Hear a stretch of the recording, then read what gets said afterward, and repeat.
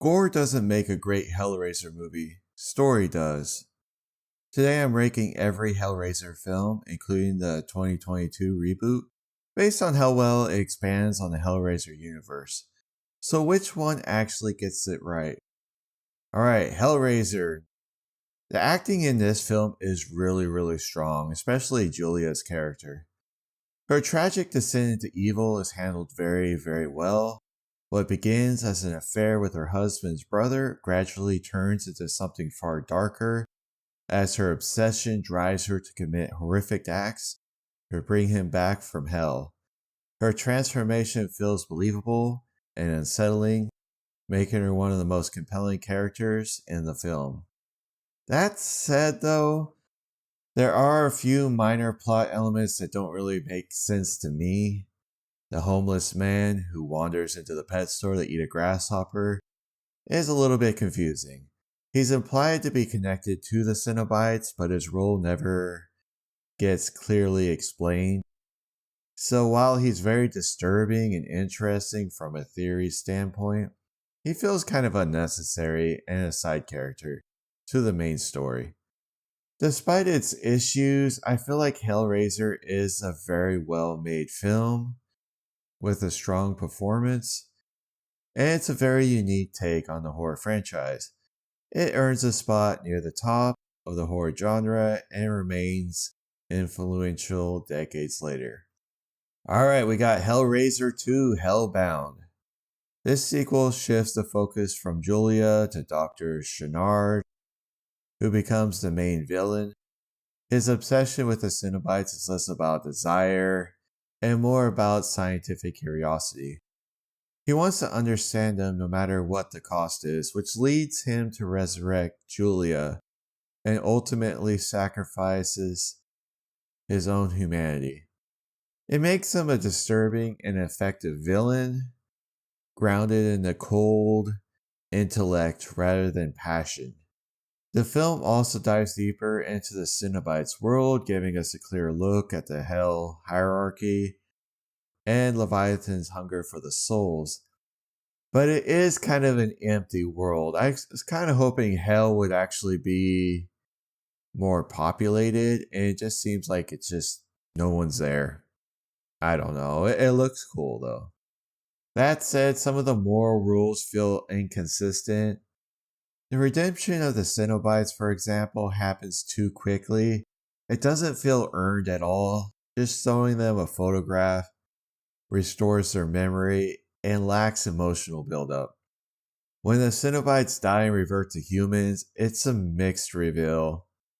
While it reinforces the idea that angels and demons come from humanity, part of their power comes from the mystery of who they once were.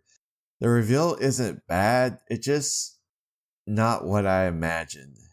Overall, Hellraiser 2 delivers a very strong story, and it does do a lot of world building, even if some of the mystery would have been better left unexplained to me.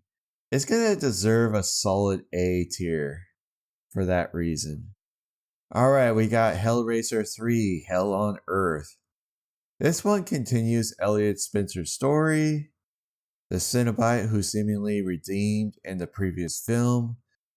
Elliot guides a reporter named Joey Summerskill in her dreams on how to destroy his evil half, trapped inside a statue. Why he's inside a statue? No idea. The movie never explains itself. That sets the tone for basically this whole movie. Pinhead's evil half uses a nightclub owner to feed his own soul, ignoring the traditional rules of the limit configuration, eventually reviving the evil Pinhead. So this is basically a very new direction that feels a little bit messy and poorly defined. By the final act, Pinhead converts the entire club into a Cenobite army. Visually, these Cenobites are cool, the makeup and the effects are memorable, but narratively, they don't add much to the story. Elliot's redemption is completely undone. I understand why they made Pinhead the central figure, but story-wise, it just doesn't make any sense. So, Hellraiser 3 has some fun visuals, but it tries to push the series in a new direction, but the story just falls flat for me. So, it belongs into a C tier. Alright, Hellraiser 4 Bloodline. Oh, this was a strange one. Instead of a linear story, it jumps from the future to the past into the present and then back again and back to the future. It's all over the place. This results in a disjointed and often hard to follow story. The idea of a toy maker creating a puzzle box is interesting, but the execution is a little bit shaky. We never really get to see how the box is actually created, and the past setting doesn't feel really believable that something like this could be created. Plus, the movie contradicts earlier films. In previous movies, the box delivers souls to Leviathan. That's the main point. Here, the demons want to escape hell and invade Earth, which is a complete shift from the original movies. So, Blood Memory works somewhat, and the production value is solid, but the story is just chaotic. So, I'm gonna put it in. I don't know. I guess I was gonna put it in D, but I think I'm gonna put it in C. Like, there's some good stuff in there, and it definitely expands on the lore, but it's just crazy. It's all over the place. Alright, let's talk about Hellraiser Inferno. One of the stronger entries that's often overlooked, it elevates the good cop, bad cop dynamic into psychological horror. The protagonist is unlikable, which makes sense for his torment. The film traps him into some sort of limbo shaped entirely by his own mistakes and a looping nightmare where guilt and denial blur together. Whether he's alive or not is unclear, but I personally think he goes straight to hell the moment he opens the box. The ambiguity is pretty good for this movie. So overall, I feel like it is a slow movie. It takes a while to get going. So that kind of puts it down from being a very strong movie. But it does work really well as a murder mystery, layered with metaphysical horror. So I'm going to put it in B tier. Hellraiser Hellseeker.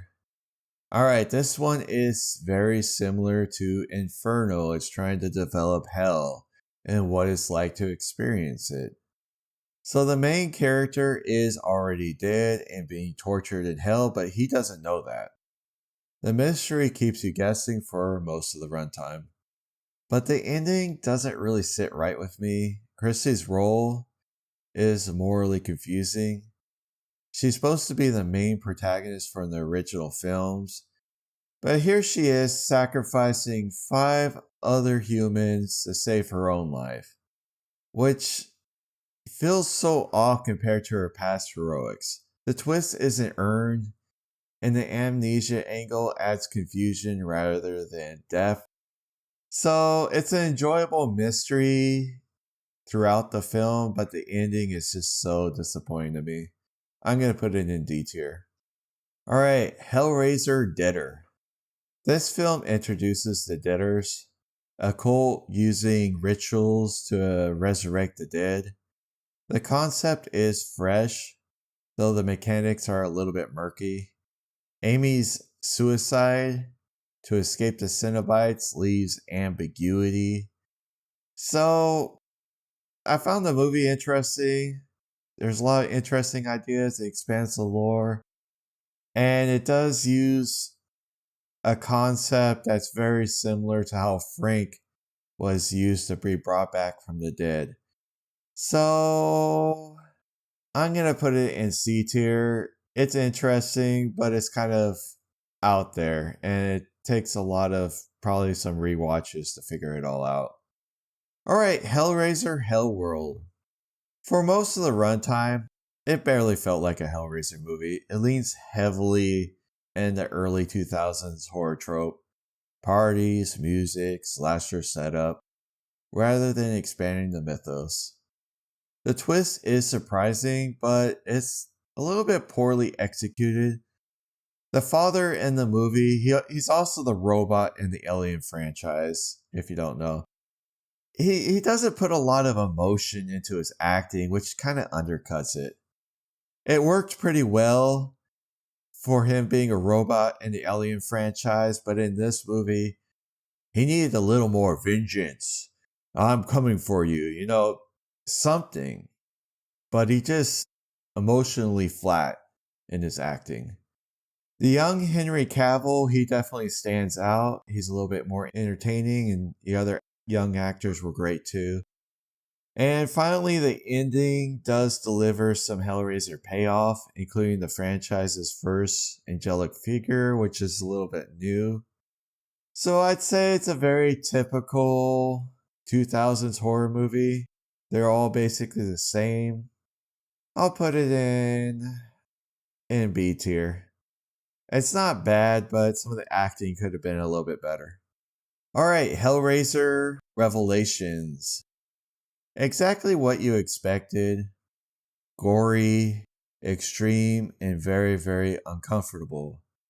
It pushes boundaries and it revisits original ideas, but the shaky cam and the relentless intensity makes it very hard to watch for me.